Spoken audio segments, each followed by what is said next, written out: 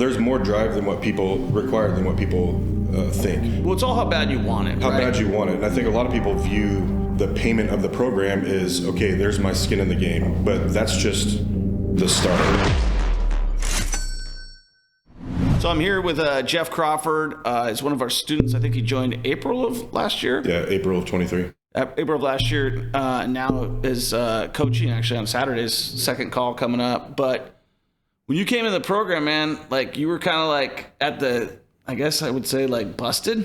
It was a transition period for me, for sure. Yeah. So I was had been struggling in my business just from some personal things going on, going through divorce and all that. So this has been something I've wanted to pursue for a while, and perfect opportunity to do that, fresh beginnings. So yeah, and you're the first guy ever, and I will say this, you always remember, like you teach people how to like buy properties from foreclosure. You're the first guy to pull it off, and to get a pre-foreclosure. Yeah, I think the first and the only so far. Nobody else has done it. That's true. Not yet. We'll teach them how to do it. Yeah, that's right. So let's talk about that a little bit. So walk us through that deal you did. And like, it took a while, right? It wasn't easy. Yeah, it took a couple months just to get the system down, like get the nerves, finding out, okay, what am I doing? Because for me, it's easier for me to understand a concept when I understand it fully, and then I can go kind of execute the piece, but I'm executing the piece without really knowing how I'm going to fulfill any of what I'm wanting to do. Which is completely different than what you're used to doing. Correct, yeah. I'm used to knowing what my exit's going to be, but in these cases, I'm just trying to get a hold of people that may want to sell their home and then go find a way to buy their home. Yeah, because for a day-to-day career, you're a licensed general contractor. I'm a general contractor, yeah. We do remodeling, insurance restoration. Okay, and how long have you guys been doing that?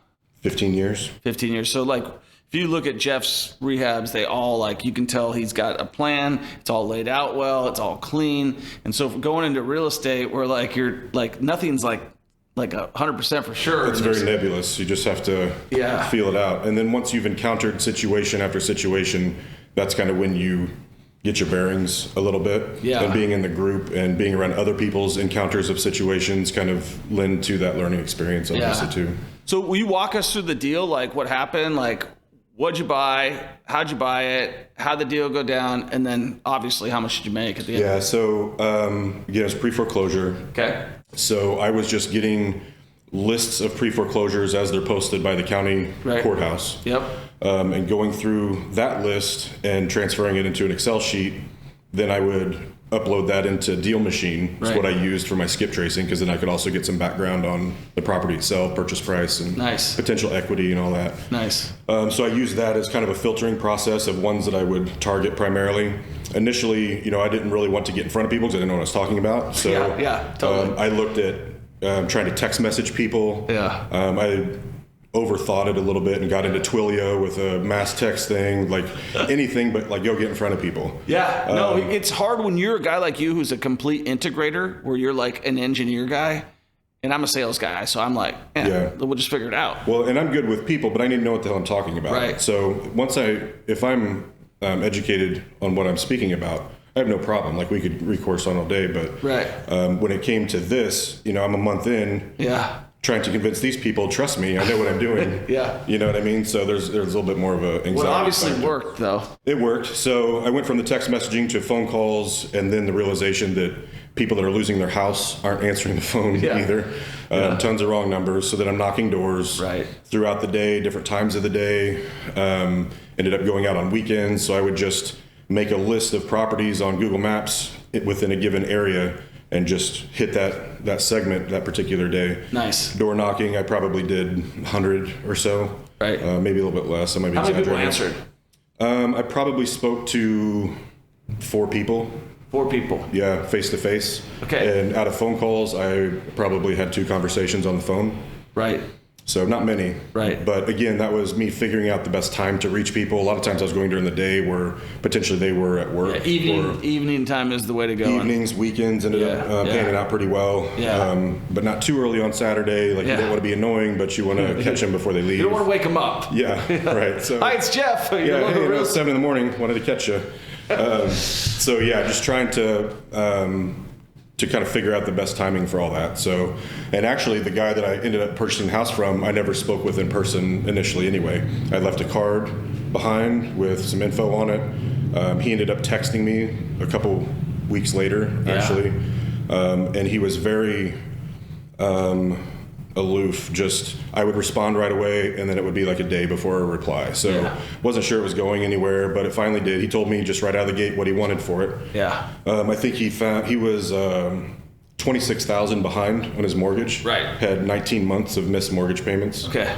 And fines and penalties and all that. He owed 20 on the house, so he had more in outstanding mortgage payments than he had left on the note. So he told me what he wanted, which was the payoff plus 25. You wanted to walk with 25 grand. So that's what we did. We encountered though. So you're in the deal for 45 G's up front. For that's the acquisition before renovation. So all out, we bought it for 55. So all out, you're in the deal for 55. Acquisition pre-rehab. And then on the rehab, so once we acquired that property, we gave him a month to stay in the property.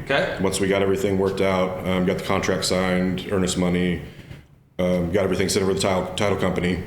And you also, well, we'll hold that for another day. Let's not stir that up just yet. Exactly. We use the title company. So from there, we gave him a month to stay in the property. Which put us into like June 14th or so. We actually took possession, at which time, and the house was packed with just stuff. So we did a walkthrough briefly and kind of determined a general scope of what needed to happen. Once we got all his stuff out, we did a more in-depth scope of work. So we had about 5 weeks of work there in total of labor. And that was we ended up having to jack the house up in some spots. It was on a crawl space, level out the floor, did some framing in the bedroom, in the third bedroom to make that more of a bedroom, essentially. So, but yeah, all in about 5 weeks in that. And we spent about $114,000 all in. So with the 50. With the 50. 55. So you put about what is that? 49,000? No, 59,000. You put 59,000. About 60, right about 60. So 60 grand in rehab. And initially, when we pre-vetted the deal, what did we anticipate the minimum profit was? So we were looking at the potential ARV of 165. So we potentially went low and we said 160. We went low because we were looking at potentially wholesaling it. So we found the deal. I didn't have the cash for that deal. And one of the other people in the group who I had met and became friends with, Emer Meza. I had walked several jobs with him that he was looking at, so we had a bit of a relationship previous to that. But when I presented the deal to the class and everything, he had a side call with me and said, "Hey, I want to be a part of that deal." So that was awesome. That was so cool to see that happen with you. For sure. Yeah, no, it was great. It built a great bond with us. And really kind of springboarded just a lot of things within that group. For sure. 100%. And it was funny because I don't know if you remember, but I was going through a little bit of that myself when I had gotten rid of my sales guy, and it was you, Emer, and my coaches at one point in time, right? Yeah, there was Emer and I and maybe 3 or 4 other people in the group at that moment, right? So. And then you've seen that change quite a bit. It's changed quite a bit, for the better. Tons of people coming in, which is great. The community's growing. And the cool thing about that, and we'll get back over to this once we talk about the deal, but just the synergy within that group is pretty cool. And it continues to grow. So, Emer funded the deal for me. We worked out a deal. He just wanted a flat $10K on his money, which was a great term for me. So great for him too. Great for him. He made $10,000. It took longer than we thought. So he made 10 off 60. He made 10 off 60. Cool. So or 70. He had 70 in all in. So he made 10 off 70. He gets his money back under 6 months. It's a large pretty good return. For just passive. Your first private money raise. First private money raise right out of the gate. My first pre-foreclosure, first deal. So because we were able to buy it so well, being on the pre-foreclosure list, and then my terms were great, and then I have a contracting business, we were able to really minimize all that overhead. So I think I ended up making about $72,000 on that deal. You know what the funny part is? You know what Emer made on his first deal? Right about the same. You guys both. This is the craziest thing. I think he made 70. He made 72. Oh, did he? Was it 72? He made 72. Damn it, you made 72. I may have some nickels in there. I'll have to double count. Double check. I think I beat him, but I made more. Well, to give full credit, you guys there's been Eddie made 75 on a flip. You guys both made 72 on a flip, which is the reason I love it is all these have been sub $200,000 deals. They're all first-time home buyers, smaller properties. This house was 1,000 square feet. Did that amount of money help you and give you like for sure, yeah. And I got nervous in the process, right? Like we actually listed it for what, 185. Yeah, you wanted to go hard, heavy. I wanted to go a little bit heavier based on other things that I saw, and again, another learning lesson. Right. Not knowing that area because it is so sparse out that way, right. Buckner, Missouri. Yeah. There weren't a lot of comps to go from, so we were kind of looking and gauging a little bit based on what's on the market now. Right. Because a lot of people that had sold previous to that, they weren't really remodeled or rehabbed in any form or fashion. So, so yeah, we tried to step on that price a little bit, but landed at 185. Which is way bigger than the 165 we anticipated. Still way better, yeah, for sure. But I got nervous because it took a month or so, right? Yeah. Almost a month and a half. But you stayed the course? Stayed the course. A couple hiccups. We got a full ask price, and we paid closing costs and didn't have to fix anything, do any of that kind of stuff. The reason you didn't have to fix anything is because that rehab was done. The rehab was great. Actually, the only thing we did have to fix, there was a small issue with the sewer line out in the yard that had been done before us. Normally we would have scoped it, but we found in our inspection that a clean out tube had been put in the yard, which means it's been replaced, so therefore probably don't need to look at it. Yeah. Well, it was dislodged a little bit. Yeah, not a big deal. It cost me $500 to fix. Yeah. You guys go out and take care of it. So that's cool.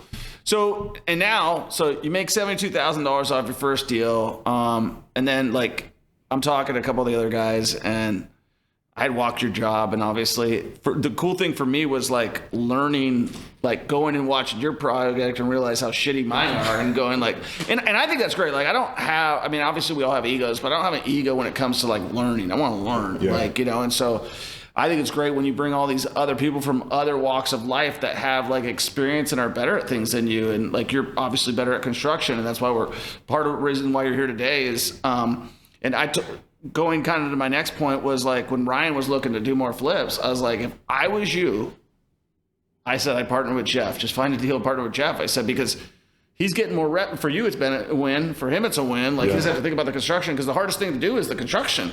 Right. And find the deal. And managing it, because he's in Arizona. Right. So being that it's a local deal for me, it's gives him the peace of mind of knowing it's not just some contractor he hired off of Facebook Marketplace. How's that one going? We got some badass music and some jams going. No, it's going pretty good. We're waiting on countertops. I had your guy go over there, which he's actually installed for me before. Nice. Yeah, we had a previous text conversation when I messaged him like, "Oh, I know you." So he's going to do the install for us, and then we'll do the backsplash. So that one worked out? Yeah. Awesome. Yeah, he can get to it quicker. Everybody else is pretty booked up, so that was like the big stop for us. We got everything done. We had the cabinets in. Next time we'll try to get the cabinets in sooner, right? So that we can get that measured quicker, because they ended up being 6 weeks out by the time we were ready. So yeah.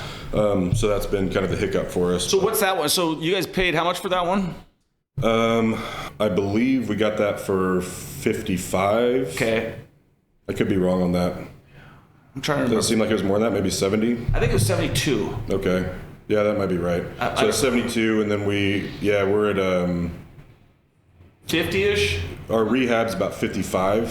55. Yeah, so we're shooting for about a 170, 175 ARV over there. Based on how it's going to look when you're done, it's going to be great. Yeah. And there's that was when we initially comped it, and again, some other things have sold in that area that have been getting put back on the market, so that's boosted our numbers a little bit, so we'll reevaluate that in a week. So the cool thing for you is, man, it's really not that hard to build this into your existing business right now. No, it's not.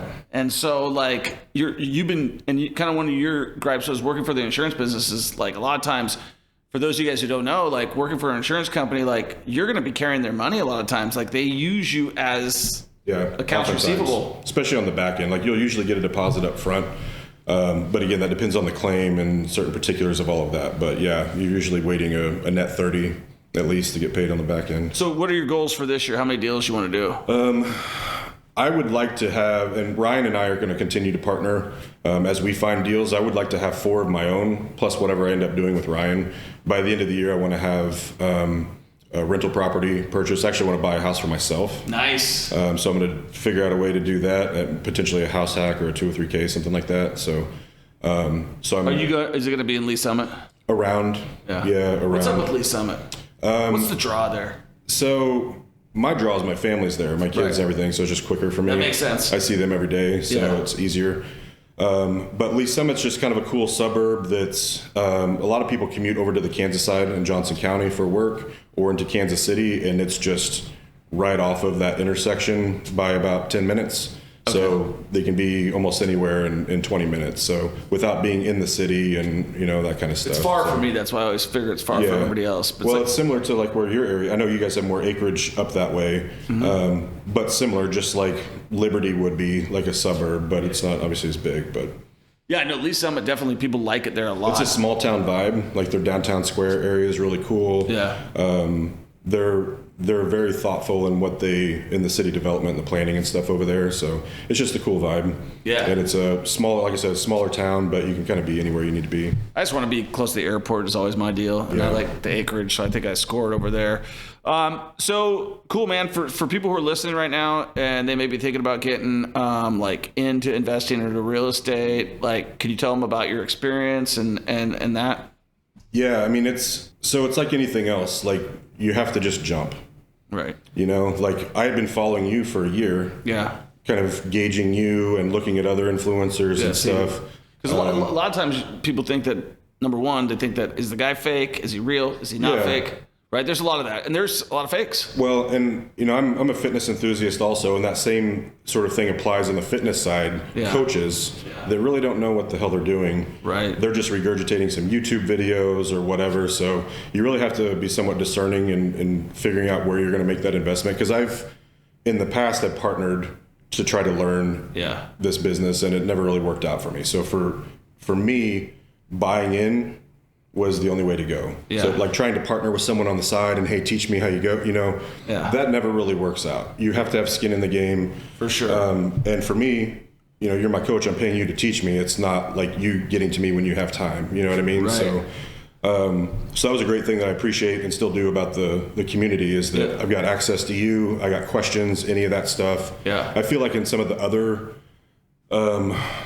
programs that are offered online that I've seen, it kind of seems like they're so big almost that students tend to be a number, or don't really get a chance for individual connection, right? And that's what I really appreciate about our community is we have that not only through you and the other coaches and stuff, but as other people are maturing in that process too. There's just tons of feedback. That's what I mean. It's so synergistic that we're just fertilizing each other, Well, I didn't plan on being like this Kansas City Midwest guy. Like that was never my intention when I started coaching. But now it's like a lot of people that they're like, hey, you're in the Midwest. That's why we're coming out to you. And I'm like, all right, well, I better embrace that now. Yeah. And I feel bad sometimes for the people who are in Florida or California because we do a lot of stuff in the Midwest. Yeah.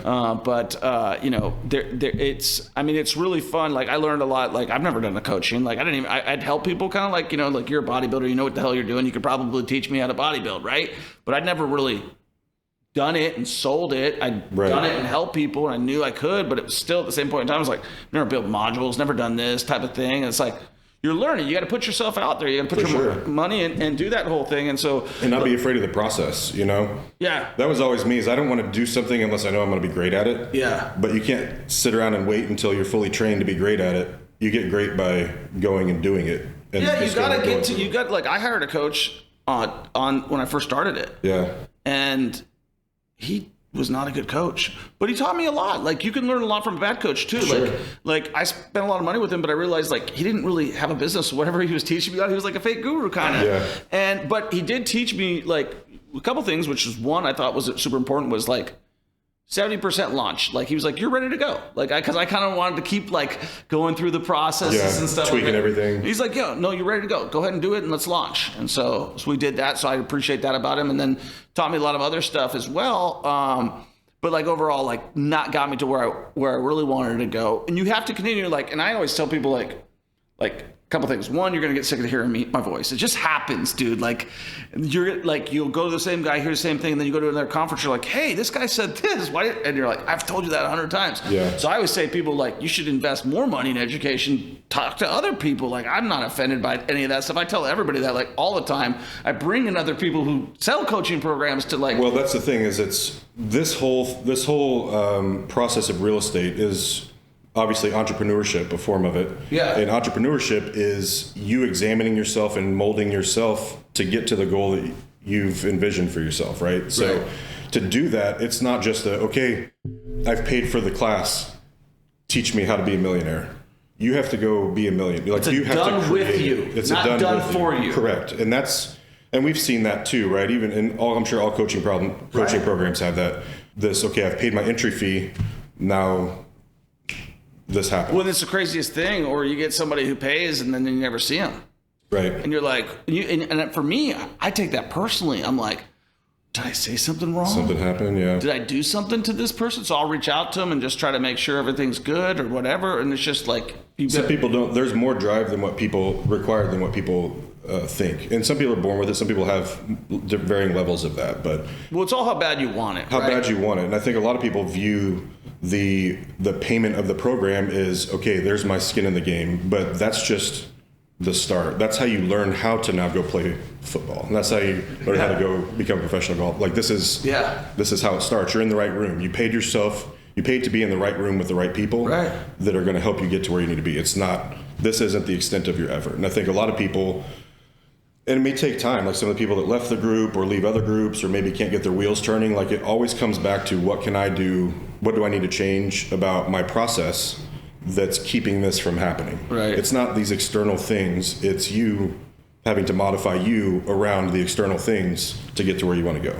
Yeah, because we can always blame the coaches. We can always blame, talk about golf. A lot of people do. You want to look at things and, you've had bad golf coaches, but you always are going to learn something from people if you at least have the right mindset, right? If your mindset's like, you suck. That's the thing, and that's what I appreciate again about the community is there's a lot of that built into it of the positive mindset and encouraging of one another. Ryan's great about that too. I mean, he's an awesome pump guy. Yeah, he'll get you psyched up to do something you didn't want to do 10 minutes ago. So he did that the other day. He got me to hire someone that I was not going to hire. You see? Yeah. He's like, what's and your that's religion? cool. Like sometimes that's what we need. When I told him, I was like, yeah, because he was all apologetic that he dropped off the face there. I was like, bro, things happen. I'm not if you didn't dissuade my trust or do something to me, then you don't have anything to worry about. Now, if you did that stuff, well, you know what I mean? Different, yeah. Yeah, but your life is your life. The fact that you graced us and gave your heart and soul and you want to go try some other thing, that's all good. You know what I mean? Yeah, and I don't think he's gone either, but it's cool to have people like that, and obviously with his kid and all that, I get it 100%. And I haven't even been on the weekly calls lately. You probably know. Listen, man, stuff happens. Like I said, it's busy, life is busy, things happen. And I'm glad. As long as people are trying to be successful and showing up and doing that, that's what I care about. That's where it comes. Yeah, because I think a lot of people just don't come in because they don't. Well, I think a couple things happen. I think sometimes people put it on the back burner for a little bit, and then the back burner becomes like a habit. Yeah. And then it's and then I'm embarrassed to show up because I haven't been there in a while. Yeah. And so I get called out because I haven't been doing anything. Yeah. And so but for me, it's let's go try to find out how we can help everybody because everybody's different. Not everybody's going to go knock a door. Yeah. Not everybody's going to. So you try to find out how can I get this guy their quickest win? Like Alan, who just joined. I was he's like, I probably don't need you. I'm like, all right, what do you got? And he's like, I got this. I'm like, you need me. Because I could tell you need me based on what you told me. And so we knocked him $100,000 off of his taxes that he was going to pay. Oh. Yeah, and he told me that. So and that was somebody who had to humble himself a little bit and say check my ego. Yeah. Maybe I need something. And for him, he probably is an asset to the class because he knows a lot more than a lot of people in a certain industry. Yeah. Yeah. So definitely the ego checking and coming to be moldable and be coachable and learn is key to all of this. I mean, you have to. Cool. You go into anything with ego and it's just a block for you, Yeah, for sure. I hope you enjoyed this podcast. Make sure you give us a 5-star review. Make sure you subscribe. Make sure you share this podcast with a friend and make sure that you schedule a call with me and my team. We have the Millionaire Mentorship program. This is for newbie and advanced investors to get started investing in real estate. And if you're listening to this podcast right now, that's exactly what you want, right? You want to learn how to invest in real estate. It's changed my life. It can change your life. And we have a program that'll help you get your first or next investment property within the next 90 days, or I'll pay you $1,000 cash and you don't pay. Guess what else we're launching? We're launching a fund. And if you're interested, I'll include a link in my bio to this fund where you can actually invest with me on a lot of the properties that we're in. In fact, I'm in one of my properties right now in downtown Kansas City, in a building that I bought using my own money, but I started with just one property, and you can do the exact same thing that I did, but you got to get started. You got to take action. So whether you want to invest with me in my fund or whether you want to schedule a call with my team, both those links are in the bio. Enjoy the show. Give us a 5-star review. So I approached you the other day. I was like, hey, man, because when you see somebody who's got a good talent, you're like, there's something that I'd want to start, but I don't want to do it unless I got the right guy. And then I'm like, there's the right guy. Like, are you interested? We talked a little bit about it, and I kind of wanted to see where your head was on things. But like one of the things that I would say I'm pretty good at is sales and marketing. That's probably my best skill set in terms of like, and that and taking action, right? Like, and so I'm looking at it, I'm like, man, you've told me that the insurance business doesn't suck, but it's not the best. That's not where I want to be. Yeah. And so I was like, man, are you open to doing like a construction type of partnership together? And so what my thinking is like, we do something where we handle, all of the billing, all the stuff that you don't want to do, or all the stuff that is probably slowing you down, because we've got that handled, like payments, we've got freaking accounting, we've got this, and we got sales and marketing, right? Bring in book jobs. What market are you thinking? Like, what do you?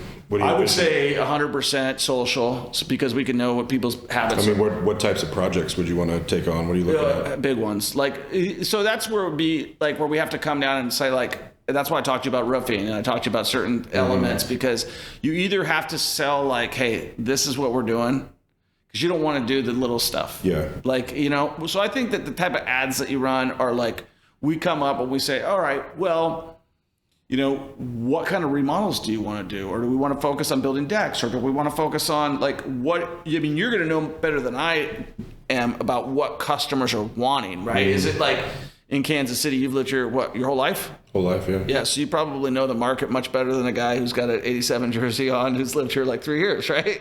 I mean, you've been looking at the market a lot harder than I have over the years, so yeah, I wouldn't necessarily say that's true, but I have a pretty good vibe of the city and the areas that we would want to be in. I mean, in my mind, you got kitchens and baths are always where you can go, but also, so I would say kitchens and baths, or I told you before, roofs and decks. I know you said roofs are a big time liability. I look at it and I'm like, I don't know. There's insurance for that. Yeah. You know what I mean? Like, I mean, because you can crank roofs. Like, but you need the people. Yeah, you need to be able to get the people. I got the people. For me, if I was to tell you, it would be like, the reason I like roofs and decks is you're not in people's houses. Yeah.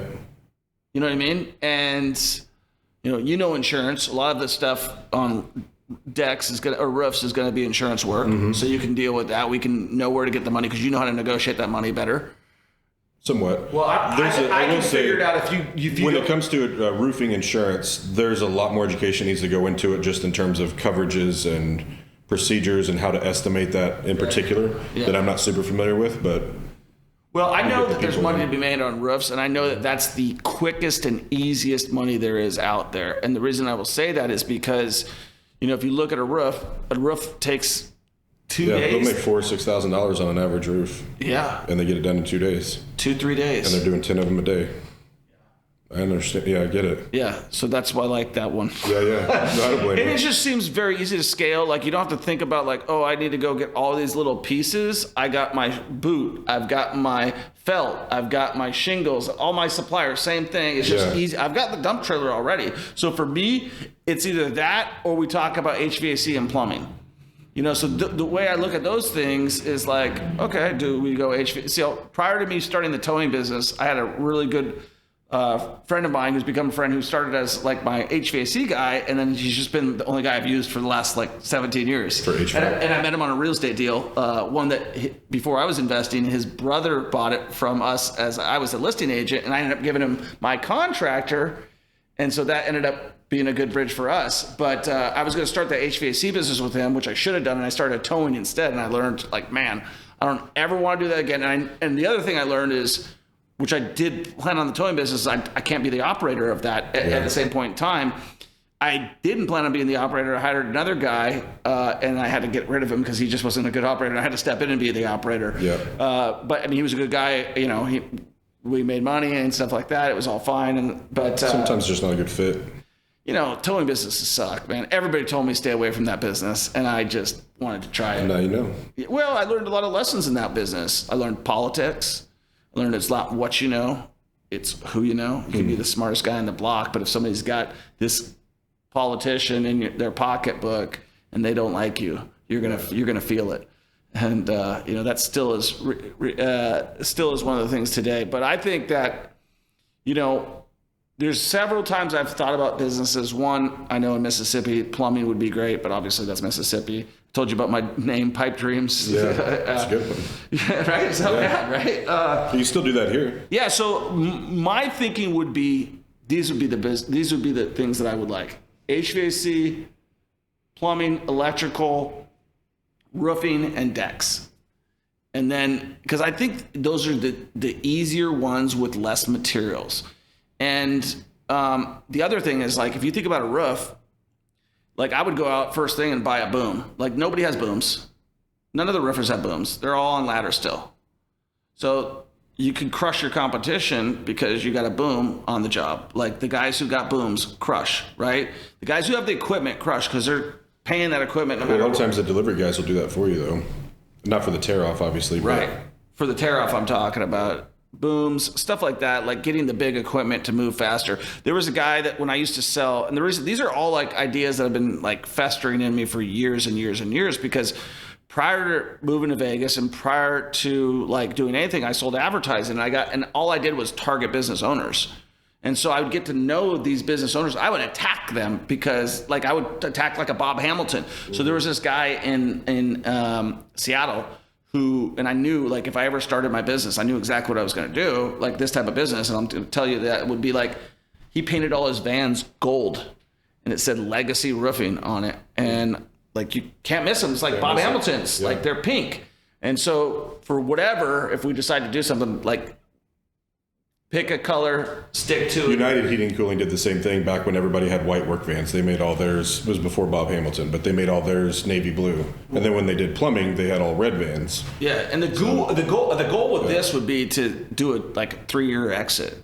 Like, because what's happening with a lot of these companies is they're getting bought up. Like, there's a guy, and Mark, who's coming to the next mastermind, my accountant, he's done multiple exits for HVAC companies at $20-30 million. Like, there's a guy who just keeps buying HVAC companies. So the other thing was buy HVAC company. We had electrical plumbing onto the deal, and then you just pump that thing out. Yeah. That and roofing, you know what I mean? There's definitely money there. Yeah. Those are all things I'm not super familiar with myself. Yeah, but you know construction, and you're and you're a detailed guy. Like, you don't miss much on the details. Too much so at times. I know that, but that's why I was like, I knew my teaching style. I was like, he's struggling right now because it's not like you're like Chase. You see how Chase's little diagrams and stuff. I know that too. That's why I said Travis is my good buddies like that. And so I was like, you should pair up with Chase. Like, that's why I put them together, because I'm like, I know that's frustrating when people like have a different style of learning and they might need to hear it a different way. Right. But I know how obsessive you are, and I know that you will obsess until you figure out the roof thing. Like, I watch roofing videos all the time. Secretly, my end goal from a real estate play would be to own a concrete company. Yeah. Like, just have a concrete. Great money there too. Yeah, just have a concrete company. All of it. Yeah. I mean, if you could find one of those niches and then just specialize in it. The concrete company, I don't know if you could build it up to the point of selling it, but with HVAC and roofing, quite possibly. Yeah, so if you're interested, I'm definitely serious. Well, let's talk about it. Like I said, those aren't my forte. I'm a carpenter, so my remodel experience is a little bit different, but I can. Well, we could start with that stuff. Yeah, grow into it. To try proof of concept, to see like, hey, let's just try this for a month and see if it even works. Like, we'll just do something small. We don't have to go freaking all the way. Okay. We can just say, hey, let's run ads. I'll take care of this. We'll come up with a small business plan. If it works, great. We take the next step. If it doesn't, we say, shut it down. We're not going to try that. Yeah, or modify it and do something different. Yeah, modify it, do something different. But it's something to consider, because the way it is these days, so the cool thing is learning all these mistakes, like through trying to build an online education, I also learned all these cool things. How to build sales funnels, how to do target marketing because I'm an ad guy. I used to sell advertising for radio stations, but I don't know social media advertising. I do now. Yeah. Right. And so I know how to specifically target our customers for the cheapest cost possible, how to then make them come through our funnel with a VSL, and how to make them go through our process so that we're not going through that whole situation. And then we already have the sales. I'm building out the sales team in here. And they're ready by the time they even get to the salesperson. Right. Yeah. So because we take our inbound sheet, boom, boom, boom. Do you have this? Do you have this? Do you have this? Do you want it? Okay, great. You know what I mean? Yeah. And then And then, you know, I know how to build that reputation online with the positive reviews. And then that is just, you know, next. Well, let's talk about how you want to start it. Okay. So, since you're not comfortable with the roofs and the decks and the HVAC, then we should just start with what we could do decks, but it's a smaller niche. So with decks, most of the time you have to do permitting. So there's a slowdown there. Then you have to have the right carpenters in place. So there's a little bit smaller pool. I have a guy that I could just give to you that you could just run who did my deck. And he would just take on all the work? Probably. Or we would need multiples of those? Yeah, no, I think we just need one. You know, unless we're getting like, you know, a bunch of them, but I think it's just like one of those things where you like say, okay, deposit, you have whatever, you have a certain customer, you schedule them, you know that this guy's going to be here for 3 weeks, he's going to be there for 3 weeks, and then if it's going the way you want it to go, then you bring on another team. Yeah, and then multiply it. Yeah, 100%. And then that folds into fencing. There's a lot of that too. Yeah. Those two tend to go hand to hand, you know, in other businesses around. Do you guys build fences? We do some. I don't do it primarily because it's fences? There can be. It's about 20. I mean, a cedar fence is like $20 a foot, something like that per lineal foot. So there can be, but again, you have to have the right people, and those people. What makes that speedy is when the people working there just do that one thing. Yeah. So if you got guys building fences that were hanging drywall yesterday, installing trim last week, it's a slower process. Yeah. So you need to have designated people for that specific task because they have the system. This guy's bringing concrete around while this guy's digging the hole. Then they do this together. Right. Like they have a whole sort of ballet worked out together. When you have to go from one trade, so to speak, to the other, it's so maybe house remodeling in general, and then we just set a minimum.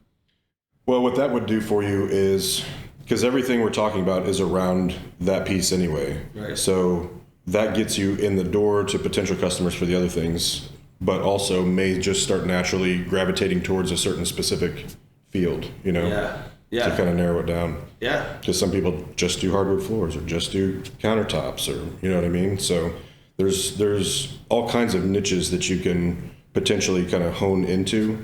Right. To get you out of that main one, because all of them have trade-offs, you know, weather with the outside stuff, material costs. Yeah, well, I just think there's always such like, there's a hard thing, like you're out there grinding it out, so you're working your ass off, and then the customer sometimes like they're trying to find a guy like you, but they can't find a guy like you because you're so busy doing this, and then it's like when you see somebody, you're like, wow, that's impressive, this guy was able to do all this work, and so I'm like, well, like. And I know you're busy. You guys are going all the time, and this is something that you're passionate about. It's like, okay, well, and I look at myself. I'm like, okay, I definitely wouldn't put my crew out there like doing this type of stuff. They're great for rentals and they're great for flips, but not to go into somebody's home and to sell them and to be as professional as you guys are, right? Like they're just not. And it's a certain level. And to that point, I was going to mention earlier, just with construction in general, there's certain levels of construction, like for rentals or versus a homeowner in Leawood or, you know, high-end flip or whatever. I've spent a lot of time trying to get my guys further down that quality road to then ask them to go back. I end up doing the same. They end up doing the same quality for less money over here because they don't half-ass their stuff now that they've been taught to be, you know, better craftsmen. You know what I mean? Where do you find your guys? Just word of mouth usually. Yeah. But like the guys I have now, I've had for years. So they've been around me forever. And then I hired on 3 new guys here over the winter just to kind of help with some of the overflow and the insurance stuff. And just for knowledge, you got to pay workers' comp with that? All 1099 guys. All 1099. All subcontractors. Mm-hmm. Okay, cool. Well, and people get overwhelmed, you know, that's the thing within this industry, and it's happened to me, and it kind of put me in a constant state of anxiety for many years there was a time when I'd have 16 projects going at a time, insurance projects and 2 or 3K remodels and homeowner stuff, and just managing all of that. You know, one thing goes wrong and your whole day is consumed and you can't get to the other 12 things, you know. Right. So as I grew, I had to bring on help with that, and more so out of necessity. So I didn't really get to take the time to get the right people in there. So that ended up being a bigger problem for me than having to trust issues and managing the people that you hire, you know what I mean? So it was just a lot of stress for me. So where do you see your business going in the next couple of years? So ultimately I want my construction business to basically just take care of my rehab business. I want to be flipping houses and have my guys doing the work, so I know what's what. You want to be a full-time real estate investor working on your properties. And I'll still, I mean, again, depending on how that grows, right, I'll bring on other crews. And this is the way I used to do it when I would do 2 or 3K remodels. I would take on other work to keep my guys busy. When my guys are full, then I subcontract everything else out. Right. Or the bigger pieces, you know, hardwoods, cabinets, right, countertops, all that kind of stuff. So I want to keep my core group of guys, take care of them and their families. So bringing them over into real estate is a great fit. There's more money in it, you know, upstream for me. But then doing other things auxiliary to that. Now, if that ends up being 2 separate pieces, I can obviously split that, you know, and I'm open to it. So you feel like you're out of your tailspin a little bit and you're heading in the right direction? Yeah, I feel good, man. I feel good. It's a good, in hindsight, that tailspin was a whole lot longer than 2023. Like, it's been going for years. Yeah. You know, but with, you know, the divorce and moving through that and moving into this real estate business, which I wanted to do for a long time, but didn't have the support to do that. Yeah. It's just a clean start, and I feel really good. Doors are opening, you know. Yeah, deals are everywhere. It's exciting to see it, man. Just trying I keep telling people to go to you. So if they keep calling you, I just tell them. I said, if I was you. No, I appreciate it. I've talked to several within the group that. Well, yeah, because I'm like, man, listen, if you're worried about the money, or if you're worried about the rehab and you don't trust anybody, go to Jeff. Like, that gets more deals under your belt, which means that you're going to be able to get your own financing quicker and better because you can now say, I've got 5 deals. Right. Once you get that 5 deals, that's 10% down. If I partner up with them, yeah. Right. Yep. So. Yeah, that's the goal, especially with working with Ryan. That's going to help me in that regard. Yeah. I'm actually doing a rehab for one of the students in our group now, Anthony. Oh, nice. Over in Kansas City. He lives out in Kansas somewhere. Yeah, Emporia. We're doing a rehab for him out here. Nice. So, yeah, that's great, man. I love hearing that. We didn't partner or anything. I just did it for him from a contractor side of things. But, yeah. So if people are looking to try to hire you to do work, are you still taking people on? You know, like within the community, like within the group, I'll help people out. I take on a certain amount of work outside of what we're doing. Yeah. But yeah, more partnerships moving forward would be ideal for where I want to be. Yeah. So partnering up, like you said, I need to get that count so I get my hard money down. But honestly, and people said this to me before I was this far into real estate, that the money's not the problem. You just need to find the deals. And I'm like, well, how the hell is the money not the problem?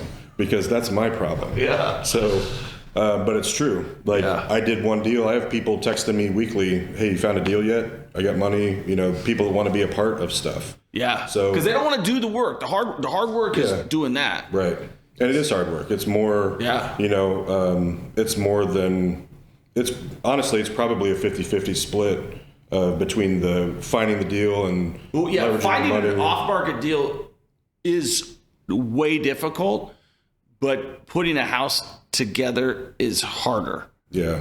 There's a lot more that goes into it. Yeah, you got more so than what a lot of people think. And that's with the Saturday calls now. I'm hoping to educate a little bit in that and what to see when people are walking in like, oh, let's take out this wall and we'll move the kitchen over here and do all this stuff. And I want to be able to bring to their attention the other variables that are associated with that stuff that equal dollars or equal time on, you know, that you're going to be working on it or whatever. So cool, man. There's a lot of that I think is unexpected. You know, one of the other students in our group tried to do his own remodel and found a lot of lessons along the way, which are also valuable. Yeah, no, they're totally valuable. It's funny. It's amazing too with that kind of to wrap it up. Like even with Michael, when he called me and was talking about that, I was like, Michael, man, we went through that deal.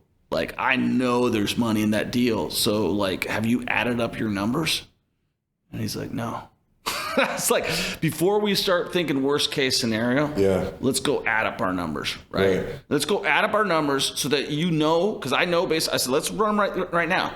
He starts running. I'm like, you've got profit in that deal. Even, I said, so now knowing that, does that give you more inspiration that you got profit? I said, go finish your numbers out. Find out how much money you got left in that deal where you've screwed up. Right. And then come out of it. Then you know where to course correct on the next one. Yeah. Like, I'm like, you made some mistakes. You didn't follow. There's a lot, man, because it's, you know, like even speaking for myself, in tracking down the deal and all of that, it was such a climb, right? And then you get the deal and you're like, oh shit, now the work actually starts. Right. Now I have to do all the work. And then, okay, now I have to sit and wait and put it on the market. So there's these tests of endurance in blocks, the front end of getting the deal and then executing it and then getting it on market and getting your numbers. Like there's a lot that goes into that. Well, and then like you got the whole new problem, which is, now I need to start buying rentals to offset that income and to build wealth, which is what you truly want. Because right now what you're doing is building capital and getting the experience. But what you really want is to get that passive income,